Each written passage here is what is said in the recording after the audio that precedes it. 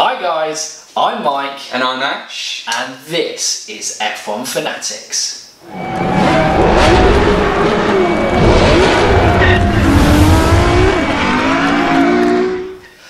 So guys, we are back for part 3, the final part in this nice little mini-series of our 2020 predicted lineups for F1. And we have gone through the big 3 teams in part 1 in Mercedes, Ferrari and Red Bull. In part 2 we took a look at McLaren, Toro Rosso and Renault. And now there's only 4 teams left. We're going to take a look at Alfa Romeo, Sport Pezza Racing Point. We are going to look at, oh god, what comes after that? Haas! Haas come after that. Chris Haas, we always talk about Haas, how can we forget about them? They always make it into a video. And then Williams at the bottom. Yeah. Maybe not for 2020 though. No. New year, new me, all that. Maybe not the second half of the season. Oh. Bold call. Bold call. Yeah. Right, we should probably get into this, Ash, shouldn't we? Definitely. So, we're going to be starting at Alfa Romeo. So for this season, we've got the experience of Kimi Raikkonen and the rookie Antonio Giovinazzi. Relatively good seasons. Well, Kimi's had a very good season. Some better than others. Mixed. Mixed seasons. That'll come in our driver ratings video, guys. That's next week. Not to put out any surprises or anything, but next week. We're just plugging. So we'll start off with Mike's predictions. Starting off with Kimi. And who doesn't love Kimi? He's got a 2-year contract with Alfa Romeo. He's a respectable guy. I expect him to honour that contract unless they whine. If you guys follow me on Twitter, you'll realise that Kimi came out with a funny statement of going, I told them if they whine, I leave. So Alfa Romeo do everything to keep Kimi happy, otherwise Kimi goes. And nobody wants to see Kimi go. Great drive, always consistent. Enough said. Kimi Raikkonen, he's in the seat. And then a new face in Formula 1, the first new face. First rookie predicted. Our predicted lineups, and this is going to see Giovinazzi. I just don't think he's going to do enough to keep his seat, but we're going to stick with the Italian theme because let's be honest, Alfa Romeo is the baby team of Ferrari. They would love an Italian driver for the Italian team, and this is Luca Giotta. And he's currently 4th in the Formula 2 Championship. He does have a chance to score in that 3rd place, which gets him those 40 super license points that qualifies him. So I'm going to back him to do that. I'm going to back the Italians, kind of to stick that theme. But Giovinazzi, bye bye. I'm sorry, I feel like you might drift out of the sport just for this year. Okay then, and on to my predictions then. No surprises with this one, but I'm going with Kimi Raikkonen keeping his seat. He's performed well, he's outdriven the car at times. Yeah. And, you know, last weekend was probably a prime example. Exactly. Why would you want to get rid of him? He has no intention of leaving F1. Well, I say he has no intention, you wouldn't really know. Even if he was to talk about it in a press conference, you'd never gauge. But it doesn't seem like. He's a man who hides his emotions well. Exactly, and he's a man of few words as well, so I just don't see him leaving Formula 1 yet. He's got a lot left in him as a driver, and there's no reason for him to leave before the end of his contract. Stay in with the seat. Joining him, I've gone for Nick De Vries, so currently rookie number 2. Exactly, currently 2nd in the F2 Championship, isn't it? Or is he 1st actually? No, he's 1st. He's 1st. 1st by about 20 points, I think. Yeah. Might even be 30, so that might give you him injustice. Yeah, that might give you a hint as to who some of my other drivers are then, considering the fact that I'm getting these places confused. Just see him taking the step up, performing well in the F2 series. Obviously left the McLaren Young Driver programme this year. He did, yes, and he's currently working with Audi, so, you know, one of those, he's out there. Or maybe Audi are putting in a team. Maybe, you never know, it is one of the rumours that's out there. But Antonio Giovinazzi was brought into Alfa as part of the Ferrari Young Driver programme, and even though he's been in the seat, all of the rumours have been about Mick Schumacher taking it. Mick Schumacher's not going to have enough points for a super licence. Not for this year. For this season. Which might be the only thing in Giovinazzi's favour. Yes, I just feel it's an opportunity to take a risk on another rookie, and the performances that Nyck de Vries has been having in F2 deserves to step up. It'll be great to see him in Formula 1, and I think the Alpha seat would be the best one for him. Moving on. Seems a good point to Ash. Racing Point. Oh, and who drives for Racing Point currently, Ash? At this moment in time, it is Sergio Perez, Checo in his seat, and it is Lance Stroll. Shall we just be completely clear with this one? We can flick your predictions up and we can see that... Going to be the same. And the way basically to say that is he brings in sponsorship from Mexico, which helps a small team like Racing Point, consistent point scorer, does what he says on the tin. A level below Kimi Raikkonen, but kind of that similar type of mould of driver, just gets the job done. Lance Stroll, Dad owns the team. That's the end of your prediction then. And with me, I've gone with keeping the driver lineup the same. Not very much to add. Consistent driver, unfortunately hasn't been as in the points as much as he would have liked, but that is down to the team and the car that has been designed for them. It has been the worst team that has, but because obviously they had all those financial problems with Force India, we will probably see them going better next in 2020. Already won the qualifying battle between the two drivers. The only thing where you can say hasn't really done as well, won 4th place. But Checo's the better driver of the two, going to be kept in. Lance Stroll, not good enough for Formula 1, but we both agree. His dad owns the team. If the car takes the step up next season that we're expecting, he may go. But for next season, he'll be in the seat. Agreed. We might as well just move on, there's not much swiftly moving on from Sporting Point. It's probably their season that they want to swiftly move on from as well. They want to forget that as soon as possible. And we are now at Haas, the team that we just love to talk about. Because they're in. I mean, it's just... I mean, Rich Energy is always... Ooh, will we see that? Will it be Rich Energy Haas next season? Maybe not, we don't know. Do Rich Energy actually exist? Because I've seen things that came out that they were lightning bolt, but I've no idea if that is genuine stuff. I don't know on it really. I don't think Haas know, and I don't think Rich Energy actually know what's going on at times. But they have these two, don't they? These two are in the car at the moment. Magnussen driving their new spec, and Grosjean Renault's still in Australia. Yeah, Renault's new driver. Well, maybe. Well, in 2020, yeah, obviously. Maybe, that's what you think. But, as we see, this is what the team looks like at the moment. Your prediction is... So, K-Mag has stayed, as I have obviously shifted Romain Grosjean into the Renault seat to stick with his French compatriots, Vive la France. And Magnussen, solid driver. He's kind of no-nonsense business. He is a hardy character that you kind of have to respect, but for me he's kind of on that Sergio Perez level. He's kind of a consistent point scorer, but he's never going to be more than a kind of number 2 or a solid equal driver in a team like Haas. But they'll keep his experience. And joining him?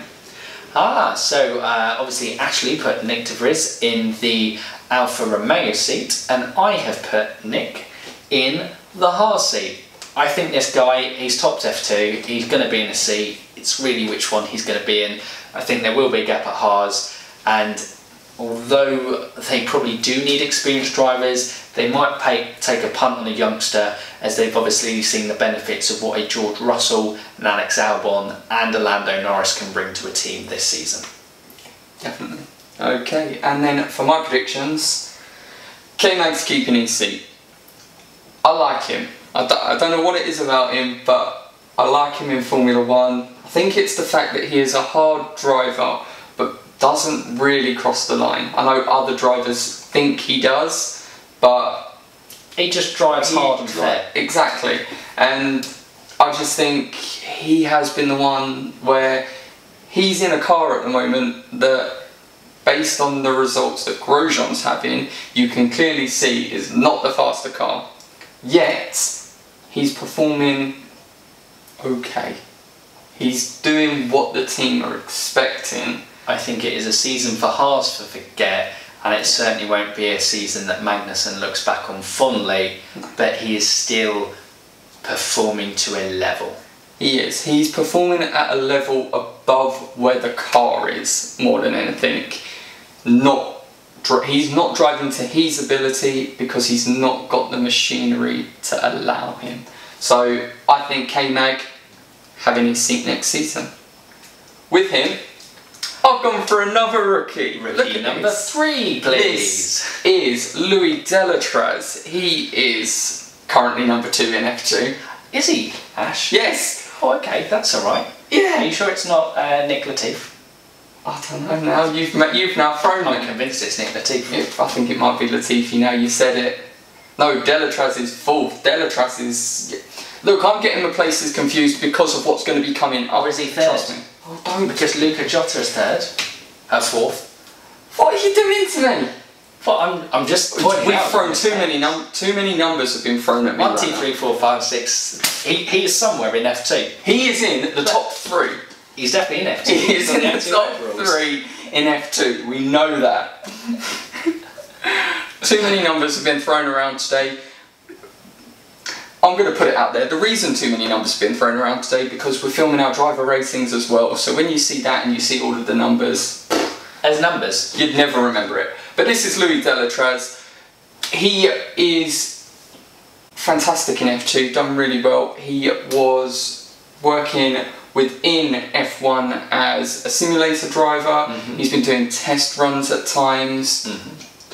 I just feel for Haas, they're in a position where the best thing for them is to get a new face in, and I think they'll go for a rookie over a more experienced driver at this time, just because of the fact that they're not going to be wanting to chop and change too much. And I think they've need that proven the kind of 2 experienced drivers within the team doesn't really work for it them. clashes for them. Exactly. Having Magnussen and Grosjean together has led to issues. So I think by going for an experienced driver with a rookie, it means that you can have that clear number 1, number 2 driver, and when it comes to radio calls, you're not going to have the issue of, I'm not letting him pass. That's what's been happening really. So this is the sort of lineup I think you're going to be seeing in Haas next season. Ready for the next one? I think we are. Williams, a team that we both like. We do. We love Williams. Oh, if you love F1, you love Williams. So who's their current driver lineup? Current driver lineup is the experience. Pretty sure everyone knows. I don't know why we're doing it. I've just been doing it, haven't I? But current driver lineup: Robert Kubica, the experience; George Russell, the prodigy. I'm going with it. He's not a rookie. He's the prodigy. Oh, prodigy. Hey, we like George Russell. He's had a very good season. Young Brit. We're Brits. Yeah, we're favouritism. We're sorry. We should be neutral. Be neutral. And that's the reason why, for your prediction... Oh! George Russell's still there. He's there. I mean, look, guys, all we have to say is fantastic rookie season from George Russell so far. Come out and confirm that, obviously, he is staying at Williams next year. Oh no, we're doing so well. The second video we got without any technical difficulties. Now, oh god, now it's gone. We've lost it. Everything's falling apart. It's all going to go wrong now. The show's, it's over. I'm walking out. No, you need to finish. Alright, I've got to finish. George Russell, he's great. We love him. Staying at Williams, he's helping rebuild that team to hopefully back to past glory, or at least competing in that midfield. And with him, Valtteri Bottas. So, we have both obviously predicted Bottas to lose his seat, and I feel that Bottas' initial instinct would be to look to a Ferrari or a Red Bull seat, and neither of us think that they are going to offer him that position, because out of those top 5 drivers of Hamilton, Bottas, Leclerc, Vettel and Verstappen, we both think that he sits at the bottom of that pile, and even being in the best car, he still could be caught by Verstappen and probably both the Ferrari drivers in the second half of this season. So That would then leave Renault and Haas. Obviously, Ashley thinks he will go for Renault, but I feel Valtteri Bottas will look at Renault and Haas and go, they are teams in just disarray at the moment. Renault, you go, am I going to finish a race? Am I going to finish enough races to be competitive because of how it's kind of fallen away? And Haas, they've updated the car, and the car they started off the season with is still their best car that they've produced. So he's going to be like, do I want to go there? So then I feel he falls into the comfort zone. He definitely falls into F1. He sees that Williams are progressing. If they have a strong second half of the season, then it then makes it more appealing. He can be the number one, guiding the rookie George Russell along and helping that rebuilding process of then competing in the midfield. I think it's a move that makes sense for both team and driver all round. And obviously the Mercedes link as well, so would go for the soft landing that Toto was talking about. Certainly would. Okay, and then for me, George Russell will be keeping his seat at Williams. Shock. He's a future Mercedes driver. I just think they're not going to want to take the risk this season, like next season. He's already been confirmed. So, Toto's already said that risk is just not worth it. It's not. He'll be in, I reckon, for the rule changes for 2021. So we'll do that as. Guess what, guys? We're doing a 2021 driver lineup prediction. He'll be at Mercedes. Join us in a year's time. Yeah, that's where he'll be. That's where my prediction will be. In 2 years' time, he will be in a Mercedes for that. Joining him though, Nicholas Latifi. I'm going to get my number 4, please. Exactly, and I'm going to get my numbers right this time because this is one of the reasons why I was messing up. He is currently second in F2, but doesn't have enough points on his super license to get a place in F1. For him to be able to do that, because of points he already has, he only needs 4th place. See, numbers, having to try and remember them, and it didn't work. But I've remembered them for Nicholas Latifi. Perfect. It was amazing. Well done. It was wonderful to watch, really. Yeah. I hope you guys enjoyed it. You should appreciate this as well. Comment below on what you thought of Ash's amazing numbers in the Williams section. And guys, if you can't see it, right here, it's a nice little Williams Racing logo. Oh, why is that? Because Nicholas Latifi is a test driver for Williams. He's been spending time in the car and knows the team well. But do you think in their rebuilding stage would they really risk two? I know that George Russell wouldn't be a rookie, but would they risk 2 rookies? Rookie in F1, yes. Experienced driver, yes. That's the thing. He will be a rookie in F1, but he has been driving for a while now. He's not a young rookie. No, that's very true. If you look at the likes of George Russell and Lando Norris, Nick DeVries coming through. Exactly, young rookies. Nicholas Latifi, on the other hand, is an experienced driver in single-seaters, and a technical issue again.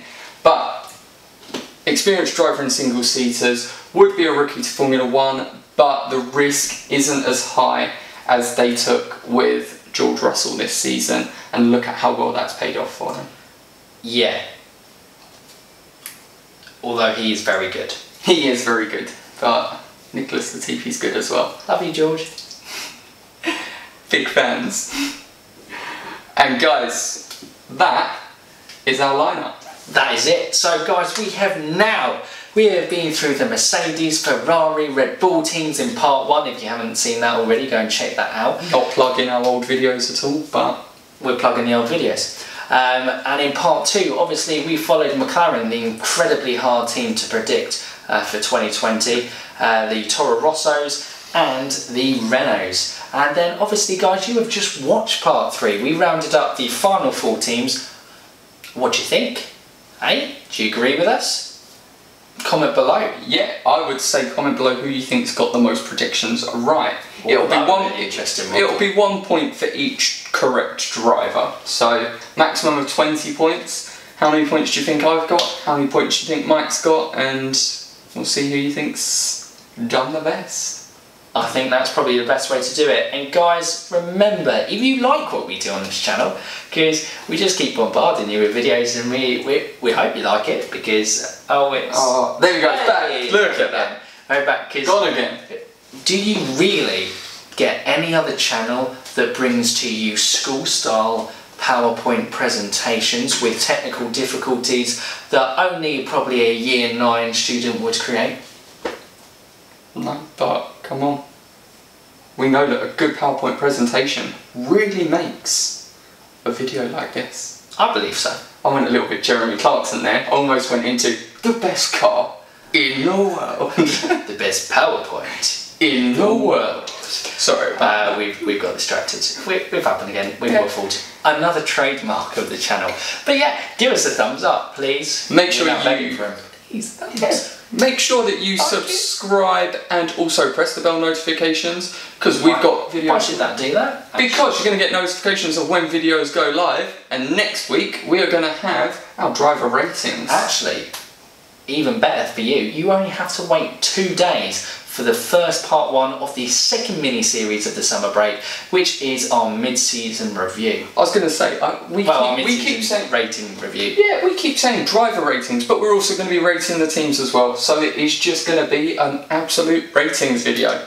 Numbers. You like numbers, Ash, don't you? Yeah, I'm going to struggle, but you'll see how I get on. Yeah.